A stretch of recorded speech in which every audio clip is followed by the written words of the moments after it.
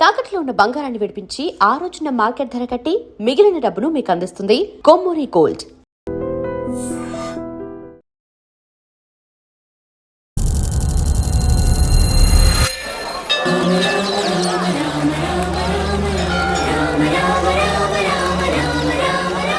ఎప్పుడు కూడా స్టూడియోలో కూర్చొని శ్రీరామనవమి విశిష్టతని రమగారు నేను చాలాసార్లు మాట్లాడటం జరిగింది. మొట్టమొదటిసారిగా ఐ డ్రీమ్ మీడియా ద్వారా భద్రాచలం ఆలయంలో ఉన్న విశేషాలని, అలానే ఆలయం యొక్క ప్రత్యేకతని, అలానే శ్రీరామనవమి సందర్భంగా జరుగుతున్న ఏర్పాట్లని ప్రతి ఒక్కటి కూడా మీకు అందించే ప్రయత్నం చేస్తాను.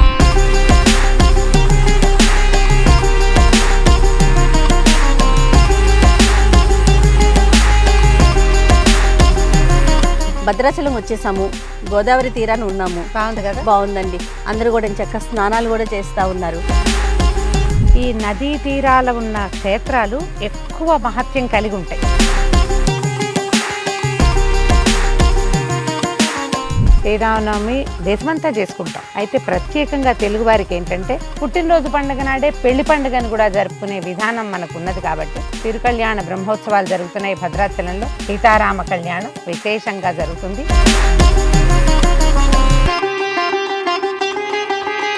కరెక్ట్ గా ఆలయం ముందున్నామండి మేము. ఇదిగోండి ఏర్పాట్లు చూడండి ఎంత బాగా జరుగుతుంది రమ్మగారు. భద్రాచలంలో శ్రీరామనవమి మాకు సంవత్సరంలో మొట్టమొదటి ఉత్సవం. సుమారుగా ఎంతమంది భక్తులు హాజరవుతారు స్వామి? లక్షలాది మంది భక్తులు వస్తారు.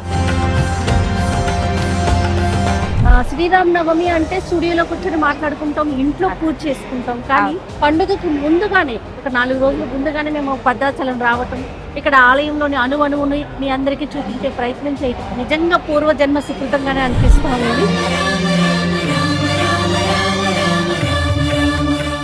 అందరికీ నమస్తే అండి, నేను మీ జయ. ఈ నెల 27వ తారీఖున శ్రీరామనవమి ఉంది. ఈ సందర్భంగా నేను రమగారు మొట్టమొదటిసారిగా భద్రాచలం బయలుదేరామండి. హైవే మీద ఉన్నాను. హైదరాబాద్ నుంచి సుమారుగా 310 కిలోమీటర్లు ఉంటుంది. ఇక రాముల వారి కళ్యాణం చూడటానికి 2 కళ్ళు చాలవని చెప్పుకోవాలి. అంగరంగ వైభవంగా పందిళ్ళు వేసి 1 నెల రోజులు ముందు నుంచే కూడా అన్ని కార్యక్రమాలు మొదలవుతాయి. ఇది చూడటానికి దేశ విదేశాల నుంచి కూడా చాలామంది భక్తులు తరలి వస్తుంటారు. అలానే ప్రభుత్వ లాంఛనాలతో స్వామివారికి పట్టు వస్త్రాలను సమర్పించడం కూడా మనం విశేషంగా చూస్తాం. ఎప్పుడు కూడా స్టూడియోలో కూర్చొని శ్రీరామనవమి విశిష్టతని రమగారు నేను చాలాసార్లు మాట్లాడటం జరిగింది. మొట్టమొదటిసారిగా ఐ డ్రీమ్ మీడియా ద్వారా భద్రాచలం ఆలయంలో ఉన్న విశేషాలని, అలానే ఆలయం యొక్క ప్రత్యేకతని, అలానే శ్రీరామనవమి సందర్భంగా జరుగుతున్న ఏర్పాట్లని ప్రతి ఒక్కటి కూడా మీకు అందించే ప్రయత్నం చేస్తాను. అయితే ఈ క్షేత్రాన్ని దక్షిణ అయోధ్య అని కూడా అంటారు. ఇది గోదావరి నది ఒడ్డున కొలువై ఉన్నటువంటి పుణ్యక్షేత్రం అన్నమాట. రండి, రమ్మగారు కారులో ఉన్నారు. హలో రమ్మగారు. హాయ్ జయ. నేను చెప్పాను మనం ఎక్కడికి వెళ్తున్నామని చెప్పేసి మన ప్రేక్షకులందరికీ కూడాను.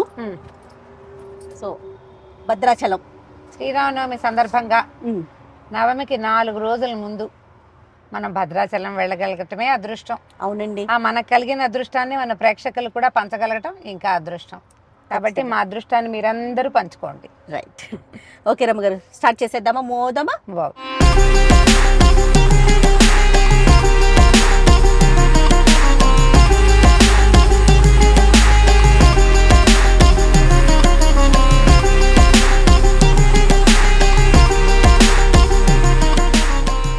ఐ డ్రీమ్ మీడియా ప్రేక్షకులందరికీ శ్రీరామనవమి శుభాకాంక్షలు.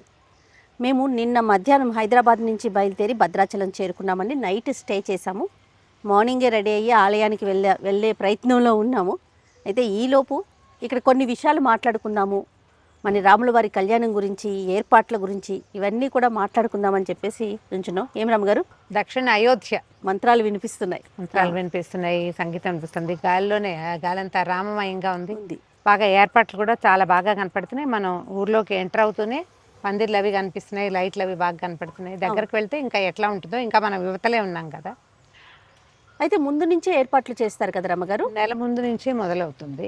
ఇంచుమించుగా హోలీ పండుగ అప్పటి నుంచే స్టార్ట్ చేస్తారంటే మనకి తలంబ్రాలకి వాటికి చుట్టుపక్కల గ్రామాల నుంచి వస్తాయి బియ్యం, తలంబ్రాల ధాన్యం వస్తుంది కదా. వీటిని గోటితోటి ఒలుస్తారు. అది ముందు నుంచి పద్ధతిగానే ఉంది. ఓహో. ఇప్పుడు ఇంకా విశేషంగా ఒలిచి వేస్తారు, విశేషంగా చేస్తారు. చాలా గ్రామాలు వాళ్ళు ఇందులో పాల్గొంటారనమాట, భక్తులు విశేషంగా.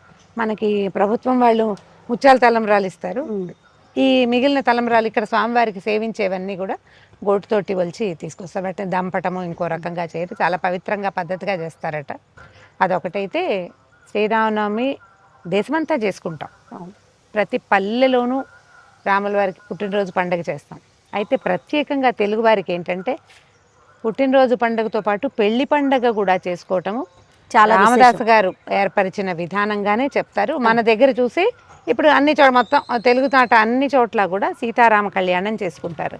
సీతా కళ్యాణ ఘట్టమే చాలా విశేషమైంది. ఆ శివధనుర్భంగము, ఆ బాలరాముడు లక్ష్మణుడితో కలిసి అక్కడికి రావటము, ఈ కథా విశేషాన్ని గనక ఈ రోజున మనం కళ్యాణం రోజున చదువుకుంటే ఆడపిల్లలకి పెళ్ళిళ్ళు కాకపోయినా మగపిల్లలకి ఎప్పటికీ పెళ్ళిళ్ళు కావట్లేదని అనిపించినా కూడా సీతా కళ్యాణంలో పాల్గొనటం కానీ సీతా కళ్యాణ ఘట్టం చదువుకోవటం కానీ వినడం కానీ విశేషమైన ఫలితాన్ని ఇస్తుంది. అవును. భద్రాచలం లాంటి అద్భుతమైన క్షేత్రాన్ని జీవితంలో ఒక్కసారైనా చూడాలి. మొత్తం మన తెలుగు వాళ్ళందరూ కూడా జీవితకాలంలో ఒక్కసారైనా భద్రాచల దర్శనం చేయాలి. అయితే అక్షితలు కూడా మనకి ఊర్లలో ఉన్న వారికి కూడా, దూర ప్రాంతాల్లో ఉన్న వారికి కూడా పంపిస్తున్నారు. వాటిని జాగ్రత్తగా దాచుకొని ఉంచుకుంటాం కదా రమణ. నా దగ్గర 20 ఏళ్ల నాటి అక్షతలు కూడా ఉన్నాయి జయ. ఏటా వచ్చినవి కొన్ని ముత్యాలు, కాసిన బియ్యము వస్తాయి. ఆ బియ్యం కాస్త అటు ఇటు కదులుతుంది అని అనిపించినప్పుడు పక్షులకు పెడతాను. అట్లా ఇన్ని ముత్యాలు నా దగ్గర ఉన్నాయి. ఎవరు వచ్చినా నాకు అవి పట్టుకొస్తారు. 2-3 నుంచి వస్తున్నాయి. వస్తున్న ముత్యాలు మళ్ళీ ఏం చేసినా వాటిని దండగుచ్చి ఇంట్లో ఉన్న ప్రతిమలకు వేసుకుంటూ ఉంటాను అనమాట. మా దేవుడి మందిరంలో నువ్వు చూసావు కదా ముత్యాల దండ ఉంది. భద్రాచలం నుంచి వచ్చిందేనా? కానీ మన వెనకాల ఘట్టం చూడండి, శబరి ఆయనకి తినిపిస్తోంది అనుకుంటాను కదండి, పళ్ళిస్తోంది. అంటే ఇక్కడ ఒక ప్రత్యేకత ఉంది. ఈ మన భద్రాచలం రాముల వారిని మొట్టమొదట చూసింది పోగలదమ్మ కానీ ఒక ఈ ప్రాంతపు గిరిజన స్త్రీ అనాలేమో మరి, ఈ ప్రాంతపు ఆవిడ శబరి వంశస్థురాలు అని ఒక వాక్యం చెప్తారు. ఆవిడ కూడా అట్లాగే ఈ అడవుల్లో తిరిగే వాళ్ళకి ఆ పుట్టలో రామనామం కనపడి ఆవిడకి పుట్టలో ఉన్న రాముల వారిని చూసి గోదావరి నీటితో అభిషేకం చేసి పుట్టలో నుంచి బయటికి తీసుకొచ్చి అట్లా బయటికి తీసుకురాబడినటువంటి ఆ ప్రతిమట దాదాపుగా 2000 సంవత్సరాల నాటి ప్రతిమని ఇప్పుడు మనం దర్శనం చేస్తున్నాం అనమాట. అంత పాతది, అప్పటి నుంచి ఉన్నదే. తర్వాత దొరికింది ఇటీవల రామదాస్ గారి కాలంలో మనకు దొరికింది కదా, మనకు లభించింది. అట్లా ఈ పోగల దమ్మక్క వల్ల లభించింది. ఆమె శబరి సంతతి అవ్వటం వల్ల ఈ ప్రతిమలు మనకు విశేషంగా కనపడతాయి. చాలా బాగుంది కదా.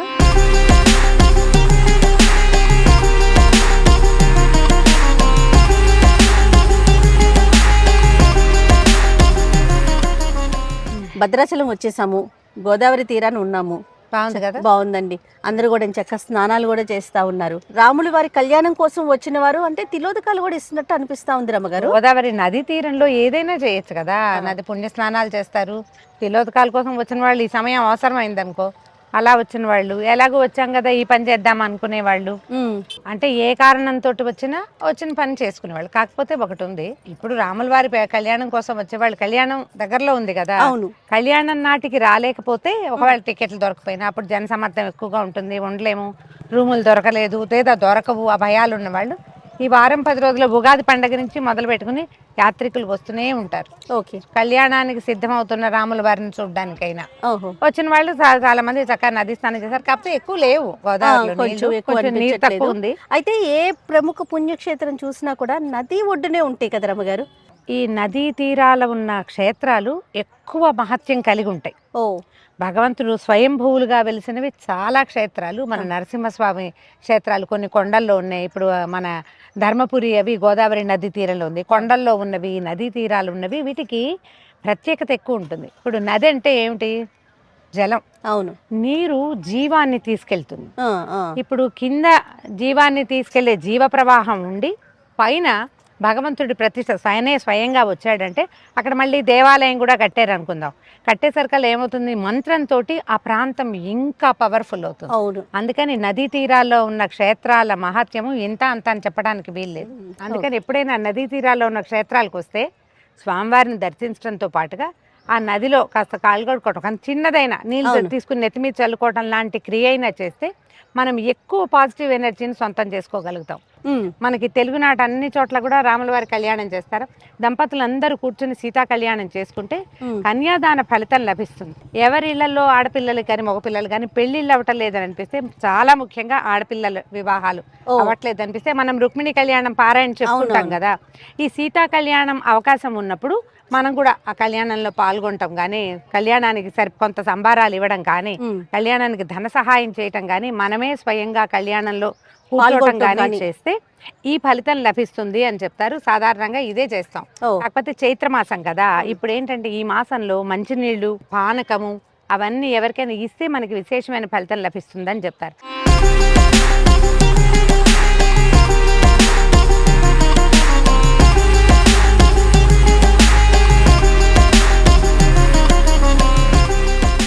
కరెక్ట్ గా ఆలయం ముందున్నామండి మేము. ఇదిగోండి ఏర్పాట్లు చూడండి ఎంత బాగా జరుగుతుంది రమ్మగారు.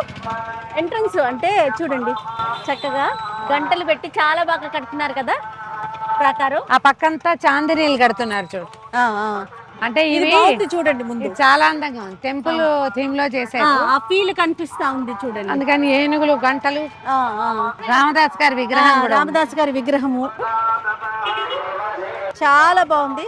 ఏర్పాట్లు అయితే బాగా ఉన్నాయి అన్ని చోట్ల. కూడా ఇదిగో మండపాల కోసం, కళ్యాణ మండపం కోసం, పందిరి వేయటం కోసం మొత్తం అంతా రెడీగా చేసుకున్నారు. అదే ఇప్పుడు పైప్స్ ఉన్నాయి, అది చూడు అక్కడ చాందిని లాగా కట్టారు కదా.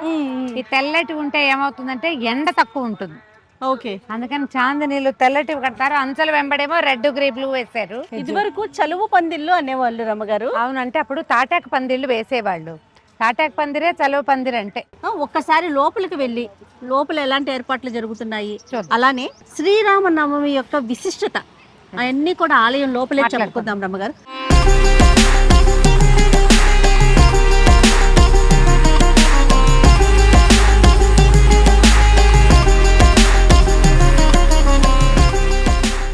జై శ్రీరామ్. జై శ్రీరామ్. ఎక్కడి నుంచి వస్తున్నారు? మాల యొక్క విశిష్టత ఒక్కసారి. మేము మెదక్ డిస్టిక్ చేగుంట మండల్ పెద్దసనూరు అన్న గ్రామ పంచాయతీ నుంచి వస్తున్నాము. మాచిన్పల్లి అనే ఒక గ్రామంలో హనుమాన్ మందిరం దగ్గర మేము మాల దీక్ష ధరించాము. మేము ఫిబ్రవరి 18న 41 రోజు దీక్ష ధరించడం జరిగింది. రామయ్య దర్శనం చేసుకుందామని వచ్చి మేము కొండగట్టులో ఏప్రిల్ 2న. ఇదంతా కాలినడకనే సాగుతుందండి ఎట్లాగా? ఇదంతా మేము ఈడికైతే రామయ్య దగ్గరికి మేము కారులోనే వచ్చాము. మేము కొండగట్టుకి మా ఇంటి దగ్గర మా ఉండే సన్నిధి దగ్గర నుంచి మేము కొండగట్టుకు పాదయాత్రను వెళ్తాం. దీక్ష యొక్క విశిష్టత ఏంటి? మనకు దేవుని మీద ఒక నమ్మకం. దేవుడు ఏమైనా సమస్యలు ఉంటే, ఏమైనా బాధలు ఉంటే దేవుని దగ్గర తీర్చుదామని దేవుని మీద ఒక నమ్మకం తోటి మేము దీక్ష ధరించడం జరుగుతుంది. ప్రతి ఏటా తీసుకుంటాం. రైట్ అండి, చాలా సంతోషం. జై శ్రీరామ్. జై శ్రీరామ్.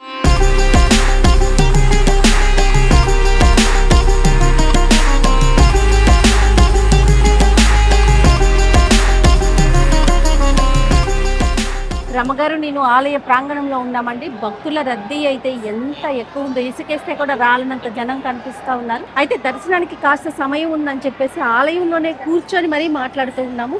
ఇలాంటి సమయంలో భద్రాచలం దేవాలయంలోకి రావడము, లోపలికి వెళ్ళడము, దర్శనం లభించడము అన్ని విశేషాలే.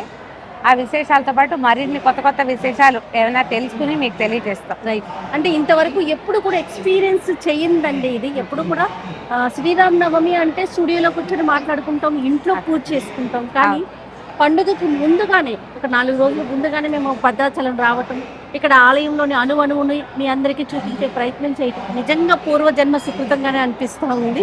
ఆ దేవాలయ ప్రాంగణం అంతా కూడా చాలా విశాలంగా ఉంది. ఇదివరకటికి ఇప్పటికీ వైశాల్యం పెరిగిందేమో అనిపిస్తోంది. డెవలప్మెంట్ అవుతూ ఉంటాయి కదా. అవును, భక్తుల రద్దీ చాలా ఉంది. అంటే నవమి నాటికి రాలేము అని అనుకున్న వాళ్ళు చాలా మంది ముందే రావటం వల్ల బయట రద్దీ కనపడలేదు. కానీ దేవాలయంలో మంచి తొక్కిసలాటగానే ఉంది. అందరికీ దర్శనం లభిస్తుందట మధ్యాహ్నం వేళకి. మేము కూడా దర్శనం చేసేసుకుంటాం మరి కాసేపట్లో. తర్వాత మనం శ్రీరామనవమికి సంబంధించిన మరిన్ని విశేషాలని మాట్లాడుకుందాం.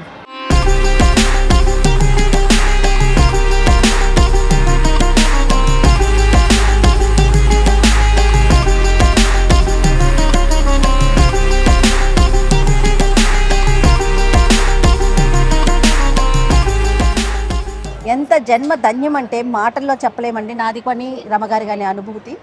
ఎప్పుడు కూడా నేను పదే పదే ఇదే మాట చెప్తూ ఉన్నాను. స్టూడియోలో కూర్చొని గత కొన్ని సంవత్సరాల నుంచి శ్రీరామనవమి విశిష్టతని రకరకాల వీడియోల రూపంలో మీ అందరికీ అందించాము.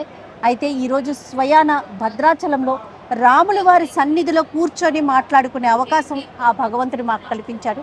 అత్యద్భుతమైన దర్శనమైంది.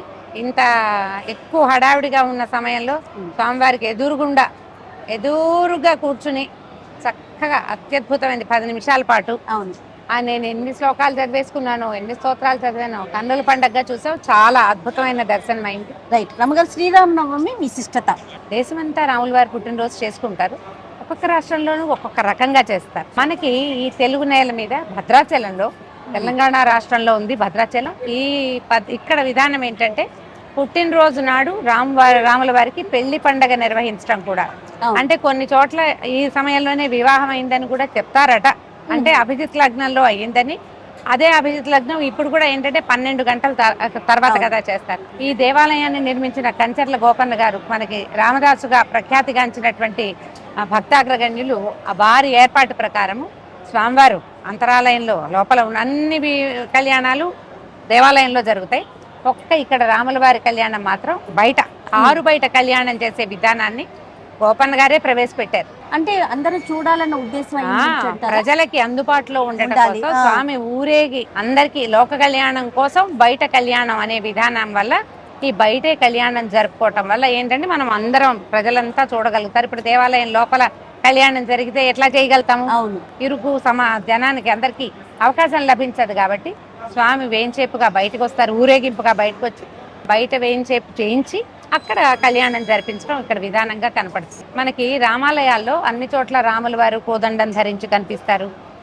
మానవావతారంగా వచ్చినటువంటి విష్ణుమూర్తి మానవుడుగా ఎలా సంచరించాడో చెప్పేటువంటి రామాయణంలో ఎట్లాంటి స్వరూప వర్ణన కనపడుతుందో అదే స్వరూపంతో మనం అన్ని చోట్ల చూస్తాం. భద్రాచలం ప్రత్యేకత ఏంటంటే స్వామివారు చతుర్భుజ నారాయణమూర్తిగా దర్శనమిస్తారు. శంఖచక్రాలు ధరించి తర్వాత కోదండము అస్త్రాలు ధరించి మనకి ప్రత్యేకంగా దర్శనమిస్తారు. అమ్మవారు ఎడమ తొడ మీద వామాంక స్థిత జానకి అని చెప్తారు. ఎడమ వైపు తొడ మీద అమ్మవారు కూర్చున్నట్టు, లక్ష్మణ స్వామి కుడివైపు నుంచున్నట్టుగా కనపడుతూ వైకుంఠ నారాయణ స్వరూపంలాగా వైకుంఠ రాముడుగా మనకి దర్శనమిస్తాడు. అన్ని చోట్ల మానవావతార స్వరూపంగా కనపడే రాముడు ఇక్కడ ఒక్క చోట అత్యంత ప్రత్యేకమైన స్వరూపంలో కనపడడం వల్ల స్వయంభువుగా భద్రగిరి అనే చెప్పబడేటువంటి భద్రుడనే భక్తుడి కోరిక మీద స్వామివారు వెలిసి, అది కూడా ఆయనకి ఒక తొందరపాటులో భక్తుడికి దర్శనమిచ్చేయాలన్న దాంతో నారాయణ స్వరూపంగా దర్శనమిచ్చి ఆయన రాముడిగా కోరుకుంటే కోదండము అవి ధరించి కనిపించారని, అందువల్ల శంఖచక్రాలు ఉన్నాయని చెప్తారు. భద్రుడనే భక్తుడిని కరుణించడం కోసం వెలసిన స్వరూపం అవటం వల్ల ఒక భక్తుడి కోసం వెలిసింది. అంటే మనందరి కోసం మళ్ళాంటి వాడే కదా ఆయన. మేరుపర్వతం యొక్క కుమారుడని భద్రగిరి అని చెప్తారు. చిన్న కొండ, ఆ కొండ మీద వెలిసారు. తర్వాత కాలంలో ఎప్పుడో పోగల దమ్మక్క అనే ఒక ఆమెకి, ఒక గిరిజన స్త్రీకి స్వామివారు ఒక పుట్టలో దర్శనం ఇచ్చారు. ఆమె చాన్నాళ్లు సేవించి చేతొచ్చినంత సేవ చేసి ఈ ప్రాంతానికి తహసీల్దార్గా వచ్చినటువంటి రామదాస్ గారికి కంచర్ల గోపన్నగా ప్రఖ్యాతులు అప్పటి వారికి చూపిస్తే ఆయన ఈ దేవాలయాన్ని నిర్మించారు. ఇప్పుడు ఎన్ని సంవత్సరాలు 300-400 సంవత్సరాలుగా ఇలాగే సేవలు అందుకుంటూ మనకి భారత ప్రభుత్వం మన స్వతంత్రోద్యమం అవి అయిన తర్వాత మన దేవాదాయ శాఖ అవి ఏర్పడిన తర్వాత ఈ దేవాలయ జీర్ణోద్ధరణ అవి చేసి దేవాలయాన్ని విశాలం చేశారు. 60లో జరిగింది. దానివల్ల మనం ఇంత విశాలమైన దేవాలయాన్ని అది ప్రాంగణాన్ని చూడగలుగుతాం. కొత్త మెట్లు కట్టడము ఇవన్నీ ఏదేంటంటే నది తీర ప్రాంతం కదా, ఇక్కడ వరదలు రావడం లాంటి సమస్యలు ఉన్నాయి ఇక్కడ. అయినా కూడా దేవాలయం గుట్ట మీద ఉండటం, ఎత్తుగా మెట్లు ఉండటం వల్ల దేవాలయానికి ఏ ఇబ్బంది లేకుండా ప్రత్యేకమైన స్వరూపంలో కనపడతారు. ఏ ఉత్సవమూర్తులకైతే మనం కళ్యాణాన్ని చూస్తామో వారిని తీసుకొచ్చింది ఎక్కడి నుంచి? శ్రీరంగం నుంచి తెచ్చారు. అయితే శ్రీరంగం నుంచి స్వామివారిని సేవింపు చేసుకునే వాళ్ళు, ఇక్కడ సేవించుకునే వాళ్ళు. అప్పుడు ఔరంగజేబు తాలూకు దండయాత్రలు అప్పుడు భయపడి స్వామివారిని దాచిపెట్టారట. గోదావరి నది తీరంలో దాచేశారు. దాచిన తర్వాత ఏమైంది, స్వామివారి విగ్రహం కనపడకుండా ఈ మూలవరులకి అడ్డంగా ఒక గోడ కట్టేశారట. అర్చకులే చేశారు.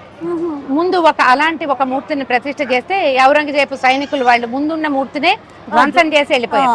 వాళ్ళు వెళ్ళిపోయిన తర్వాత మళ్ళీ ఆ గోడను తీసేసి వెనకాల ఉన్న స్వామిని మళ్ళీ సేవించుకోవటం మొదలు పెట్టారు. అయితే గోదావరి వరదల వల్ల మళ్ళీ మా ఉత్సవ వర్లని తీసుకురావడానికి వెళ్తే మన రామలక్ష్మణులు ఇద్దరే లభించారట, 2 విగ్రహాలే లభించాయి. అవును. సీతాదేవి విగ్రహం లభించలేదు. దాంతో చాలా దుఃఖపడి ఏం చేయాలి అంటే ఈ భక్తులలో ఒకరికి ఫణిగిరి అనే చోట అక్కడ సీతాదేవి విగ్రహం ఉందని వారిని తీసుకొచ్చి ఇక్కడ పెట్టమని ఆదేశం లభించింది. స్వప్నాదేశమే కలిగిందట. అప్పుడు వీళ్ళు ఫణిగిరి వెళ్ళి ఇక్కడ నుంచి అర్చకులు అమ్మవారిని తీసుకొచ్చుకున్నారు, సీతాదేవిని. ఫణిగిరి నుంచి వచ్చిన సీతాదేవి, శ్రీరంగం నుంచి వచ్చిన రామలక్ష్మణుల విగ్రహాలతోటే ఇప్పటికీ ఉత్సవరులకి సేవ జరుగుతుంది.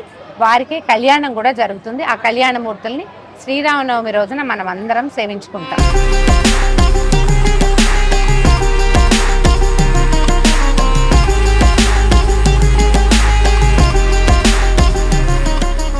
నమస్తే స్వామి. నమస్కారం. నమస్కారం. శ్రీరామనవమి అనగానే మనకి భద్రాచలం గుర్తొస్తుంది అంగరంగ వైభవంగా. అంటే మన తెలుగు రాష్ట్రాల నుంచే కాకుండా వివిధ రాష్ట్రాల నుంచి, వివిధ దేశాల నుంచి కూడా స్వామివారి కళ్యాణం తిలకించడానికి భక్తులు అశేష సంఖ్యలో హాజరవుతూ ఉంటారు. ఇక్కడ జరుగుతున్న ఏర్పాట్ల గురించి, కళ్యాణ విశిష్టత గురించి, నవమి గురించి ఒక్కసారి మీ మాటల్లో. భద్రాచలంలో కళ్యాణం అన్ని చోట్ల రాముడి కళ్యాణం జరుగుతుంది, కానీ భద్రాచలంలో రాముడి కళ్యాణానికి ఇంతటి విశిష్టత ఏర్పడ్డది అంటే దానికి ప్రధాన కారకులు భక్త రామదాసు గారు. అవునండి. సాధారణంగా శ్రీరామనవమి అంటే రాముడి పుట్టినరోజు. ఆ రోజు కళ్యాణం రామాయణంలో కూడా మనకి పాల్గొన పౌర్ణమి నాడు జరిగింది అంటారు పెద్దలు. అవును. కానీ యస్యావతార దివసే తస్య కళ్యాణమాచరేతని రామదాసు గారు ఆనాడు ఇక్కడ ఏర్పాటు చేసేటప్పుడు ఆలయం అంతా నిర్మాణం చేశాక ఇక్కడ ఆలయంలో స్వామికి నిత్యోత్సవాది సమస్త కైంకర్యాలు నిర్విఘ్నంగా సాగడం కోసం వారి గురువు గారైనటువంటి రఘునాథ భట్టరాచార్యుల వారు, రామదాసు గారి గురువు గారు, వారి ఆదేశం మేరకు ఇక్కడికి 5 గోత్రాల వారిని శ్రీరంగాది ప్రాంతాల నుండి ఏర్పరిచారు. భద్రాచల క్షేత్ర మహాత్మ్యం చాలా విశిష్టత. భద్రాచల క్షేత్ర మహాత్మ్యం అనేది మనకి బ్రహ్మ పురాణంలో తెలుపబడి ఉంది. రామావతార అనంతరం వైకుంఠానికి వెళ్ళిపోయాడు స్వామి. అప్పుడు మళ్ళీ భద్రుడు అనేటువంటి మహర్షి తపస్సు చేయడం వల్ల వైకుంఠంలో ఉండేటువంటి నారాయణుడు మళ్ళీ రామ రూపాన్ని ధరించి ఇక్కడ ఆయనకి ప్రత్యక్షమయ్యాడు. ముఖ్యంగా శ్రీరామనవమికి సంబంధించి ఏర్పాట్లు ఎప్పటి నుంచి జరుగుతాయండి? అంటే భద్రాచలంలో శ్రీరామనవమి మాకు సంవత్సరంలో మొట్టమొదటి ఉత్సవం, అంటే సంవత్సరం మొదట్లోనే వస్తుంది. అవును. కాబట్టి మాకు ఇక్కడ ఒక లింకప్ ఉంటుంది. అంటే సంవత్సరం మొదల్లో ఈ ఉత్సవం జరుగుతుంది. సంవత్సర అంతంలో అంటే పాల్గొన పౌర్ణిమ నాడు స్వామివారికి హోళీ ఉత్సవం అంటారు. ఆ రోజే సీతమ్మ వారి పుట్టినరోజు కూడా భావిస్తారు. అసలు అవాలే సీతారామ కళ్యాణం జరిగిందట మామూలుగా లోకంలో. ఆ రోజు ఇక్కడ వసంతోత్సవాన్ని చాలా వైభవంగా నిర్వర్తిస్తారు. ఆ వసంతోత్సవం నాడే మళ్ళీ జరగబోయేటువంటి సీతారామ కళ్యాణానికి నాందిగా భావిస్తాం భద్రాచలంలో. దానికే ఇక్కడ తలంబ్రాలోకి పసుపుని దంచడం, ఇక్కడ స్వామివారి పెళ్లి పనులన్నీ ప్రారంభం చేయడం జరుగుతుంది. ఆ తర్వాత ఉగాది నాడు ప్రతి సంవత్సరం కూడా ఇప్పుడు అంకురారోపణ కార్యక్రమాన్ని, అంటే స్వామివారిని పెళ్లి కొడుకుని చేయడం, ఆ తర్వాత ఇక్కడ ఆస్థాన మండపంలో స్వామివారికి ఈ ఉత్సవాన్ని ఆరంభం చేస్తూ దానికి ప్రత్యేకమైనటువంటి ఒక స్తపనాన్ని నిర్వర్తించి అదే రోజు స్వామివారికి ఈ స్వామివారి కళ్యాణం చేసే సమస్త సేవకులు పరివారమైన మా అందరికీ కూడా ఆ చేసేటువంటి యోగ్యత కోసం రక్షాబంధనాన్ని ధరిస్తారు, స్వామివారికి ధరింపజేస్తారు. స్వామివారికి ఏమో ఈ కళ్యాణోత్సవ క్రతు సాఫల్య దీక్ష కోసం స్వామివారికి, అలాగే చేసేటువంటి ఆ యోగ్యత కోసం స్వామివారికి ఒక పరికరం లాగా మనం ఉండి చేయాలి అని ఆగమశాస్త్రం చెప్తోంది. భగవతో బలేన భగవతో వీర్యేణ భగవత తేజస భగవత కర్మణ భగవత కర్మ కరిష్యామి. అంటే ఆయన ఇచ్చిన శక్తితో ఆయన సేవని ఆయన సేవకుడిగా భావిస్తూ స్వామికి చేయాలి. కాబట్టి వీరంతా కూడా ఆ విధంగా ఒక దీక్షగా జరుగుతుంది. ఇది ఉగాది నుండి ఈ అంకురారోపణ దీక్ష ప్రారంభమైంది. ఇక్కడ స్థానిక గోవిందరాజస్వామి వారి కోవిలకి వెళ్ళి ఇక్కడ ఈ నవాన్నికంగా ఈ బ్రహ్మోత్సవాలు జరుగుతాయి భద్రాచలంలో. చాలా ఉత్తమమైనటువంటి పద్ధతి. అంటే ఉత్సవాన్ని 12 రకాలుగా చేయొచ్చు అని మనకి ఆగమ శాస్త్రాలు చెప్తాం. అంటే ఏకాహం నుంచి ఒకటే రోజు చేసే ఉత్సవాలు, అంటే చిన్న ఆలయాలు ఇలా ఉంటే వాళ్ళు ఒకటే రోజైనా చేసుకోవచ్చు. ఈ ఆలయంలో భద్రాచల ఆలయంలో నవాన్నిక దీక్షతో స్వామివారికి జరిగేటువంటి విధానాన్ని పెద్దలు ఏర్పరిచారు. ఆ విధంగా ఇక్కడ నవాన్నిక దీక్షతో జరుగుతుంది. ఈ దీక్ష అంతా కూడా సమృద్ధిగా జరగాలి అంటే మనకి ఆగమ శాస్త్రాలు చెప్పేది ఏంటంటే ముందుగా అంకురారోపణ చేయండి అని. మట్టిని చేసి దానికోసం పాలికలని ఘటికలని శరావాలని ఏర్పరిచి మంత్రపూతంగా నవధాన్యాలను అందులో వేస్తారు. అవి అంకురిస్తాయి. వాటితోటి మళ్ళీ ప్రత్యేకమైన పూజ చివర స్వామికి సమర్పణ చేయడం జరుగుతుంది. ఈ కర్మ అంతా సమృద్ధిగా జరగాలని చేస్తారు. అది ఉగాది నాడు ప్రారంభించుకోవటం. ఆ తర్వాత ఈ స్వామివారి తిరుకల్యాణ మహోత్సవం వైభవంగా సాగాలి. ఈ సాగడం కోసం నవాన్నిక దీక్షతో సాగుతుంది. ఈ సాగేటి దాంట్లో కూడా ఒక ప్రత్యేకత. ఈ తిరుకల్యాణ మహోత్సవం అంతా కూడా స్వామివారి సేనాధిపతి అయినటువంటి విశ్వక్సేనుల వారి ఆధ్వర్యంలో జరుగుతుంది. ఇప్పుడు ప్రారంభం చేసే ముందు కూడా ఇక్కడ దీక్షితులైనటువంటి ఈ అర్చక స్వాములు అంతా కూడా ముందుగా వీరంతా ఒక చోట ఏకీకృతమై వీరంతా వేద వాద్య ఘోష పురస్సరంగా ముందుగా విశ్వక్సేనుల వారి సన్నిధి ఉంది, ఆలయం. ఆ సన్నిధికి వెళ్తారు. వెళ్ళి అక్కడ విశ్వక్సేనుల వారిని ప్రార్థన చేస్తారు. స్వామి, నీవు మా ముందుండి ఇవన్నీ మాకు జరిపించేదానికి మాకు నేతృత్వం వహించు. అంటే ఆయన నాయకుడు అనమాట. ఆయన నాయకత్వంలో ఇదంతా జరుగుతుంది. అందువల్ల విశ్వక్సేనుల వారి సన్నిధికి వెళ్తారు. వెళ్ళి వారిని ప్రార్థన చేసుకొని వారిని ఒక వాహనంలో వేయించేసి వారిని మళ్ళీ గర్భాలయంలోకి తీసుకెళ్తారు. తీసుకొని వెళ్ళాక అక్కడ ఈ దీంట్లో ఉండేటువంటి ఋత్విక్కులు అందరూ, యతీశ్వరులు అందరినీ కూడా ప్రార్థన చేస్తూ స్వామివారి రామచంద్ర స్వామి వారి సమక్షంలో అక్కడ ఒక ప్రత్యేకమైన ఒక ప్రార్థన ఉంటుంది. అంటే ఈ బ్రహ్మోత్సవాన్ని మా చేత నిర్వహింపజేసుకో స్వామి, అంటే నేను చేస్తాను, చేయించుకో అని చెప్పి శ్రీమన్నారాయణ భగవన్ హనుమత్ సీతా లక్ష్మణ భరత శత్రుఘ్న సమేత శ్రీరామచంద్ర అంటూ అర్ణవసేన పుండరీకాక్ష ఇలా ఒక ప్రత్యేకమైన ఒక చూర్ణికని మా పెద్దలు ఏర్పరిచారు. రామదాసు గారి కాలం నుండి ఆరాధనలో ఉన్నటువంటి చూర్ణిక అనమాట. ఏ ఉత్సవం జరిగినా స్వామివారి దగ్గర ఈ చూర్ణిక చెప్పి అప్పుడు ముందుగా విశ్వక్సేనుల వారికి స్వామివారి శేషమాలికని వారికి వేసి స్వామివారి శఠారిని వారికి సమర్పించి అప్పుడు మాకు సంబంధించిన యతులని కీర్తించి వారిని సమక్షంలో ప్రత్యేకంగా ఇక్కడ యాగ మండపానికి, కళ్యాణ మండపానికి ఇక్కడ వేయించేసి ఈ దీక్షను అంతా ఇవ్వడం జరుగుతుంది. దాంతో కళ్యాణ పనులన్నీ ప్రారంభమవుతాయి. అంటే ఈ పెళ్లి కొడుకును చేయడం ఈ కళ్యాణ దీక్ష ప్రారంభం. ఆ తర్వాత ఈ దీక్షలో విశ్వక్సేనుల వారి సమక్షంలో ధ్వజారోహణ పురస్సరంగా ఇది జరుగుతాయి. ధ్వజారోహణం ఎప్పుడు చేస్తారు? ధ్వజారోహణం అంటే కళ్యాణానికి 2 రోజులు ముందు. అంటే ఇప్పుడు మనం 27వ తారీఖు కళ్యాణం చేస్తున్నాం కాబట్టి 25వ తారీఖు ధ్వజారోహణ చేయడం జరుగుతుంది. మరి ధ్వజం అంటే కేవలం ఒక గరుత్మంతుణ్ణి మనకు ఆగమ శాస్త్రంలో ఎలా వేయమని చెప్పారు. గగనే గమనారంభ పక్ష విక్షేపణాన్వితం అంటూ ఆయన ఆ గాల్లో ఎగరడానికి సిద్ధంగా ఉండేట్టుగా, అష్టనాగులతో కూడి ఉండేట్టుగా, ఏ నాగులకి ఏ రంగు, ఇవన్నీ కూడా మనకి ఇలా ఆగమ శాస్త్రంలో చెప్పారు. ఆ విధంగా వేయాలి. ఆ విధంగా గరుత్మంతుల వారిని వేసి దాన్ని మనం 25వ తారీఖు ధ్వజారోహణ చేస్తాం.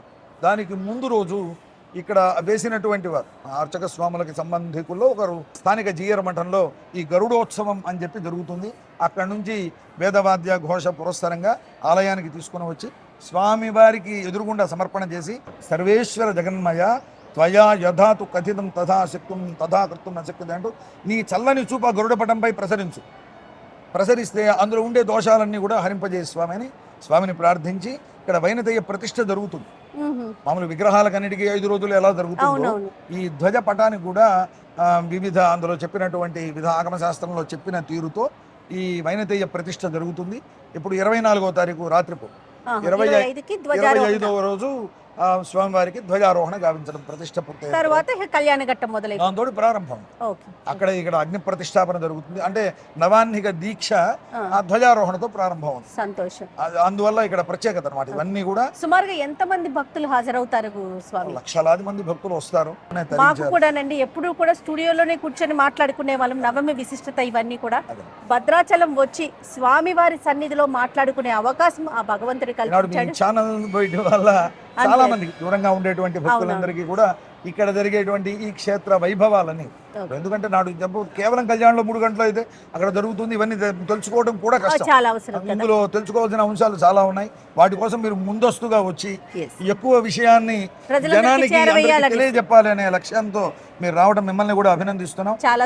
ఇలాంటి వారి వల్ల భద్రాచల ఖ్యాతి మరింతగా అంటే ప్రతి వారికి సమగ్రంగా తెలవాలి అని భావిస్తాం. కానీ ఎంత అద్భుతమైన అమోఘమైన ఘట్టం అంటే రమ్మగారు, స్వయాన శ్రీరాములచంద్ర వారి దేవాలయం వెనకాలే కూర్చొని మనం మాట్లాడుకునే అవకాశం మనకి ఈ సంవత్సరం లభించింది.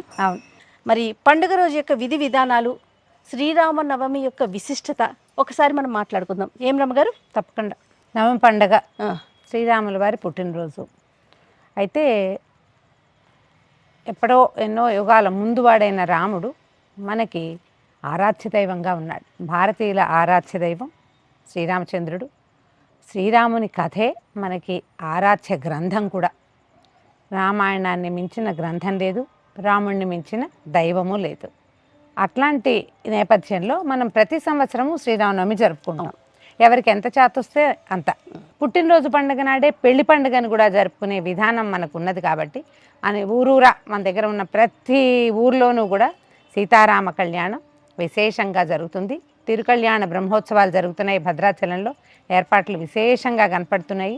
ఈ విశేషమైన నేపథ్యంలో మేము ఒకసారి దర్శనం చేసుకుని క్షేత్రంలోనే కూర్చుని ఈసారి శ్రీరామనవమి గురించి మాట్లాడే అవకాశం రావటం నిజంగా మా జన్మ ధన్యమైందని భావిస్తున్నాం. చాలా బాగుంది.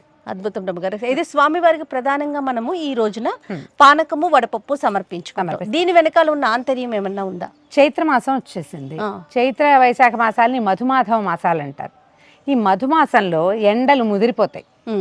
ముందొచ్చిన ఉగాది పండక్కి మనము వేపపూత పచ్చడి తిన్నాం. ఇక్కడ ఈ శ్రీరామనవమి పందిళ్లలో మిట్ట మధ్యాహ్నం అయితే కానీ కళ్యాణం జరపం. ఇప్పుడు ఆ మధ్యాహ్నం కళ్యాణం జరిపేటప్పుడు విపరీతమైన దాహంతో బాధపడతారు భక్తులు.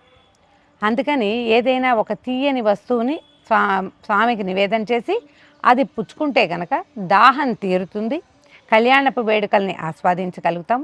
స్వామివారికి అత్యంత ప్రీతిపాత్రమైనదిగా ఇది సులువుగా తయారు చేసుకునేది కాబట్టి ఈ పానకాన్ని మనం ప్రత్యేకంగా చెప్తాం. మనకి నరసింహస్వామికి పానకం ప్రీతి, అవునండి, రాముల వారికి పానకం ప్రీతి, ఆంజనేయ స్వామికి పానకం ప్రీతి, వీళ్ళు ముగ్గురు కాకుండా అమ్మవారికి కూడా పానకం ప్రీతి, అమ్మవారికి కూడా ప్రీతి.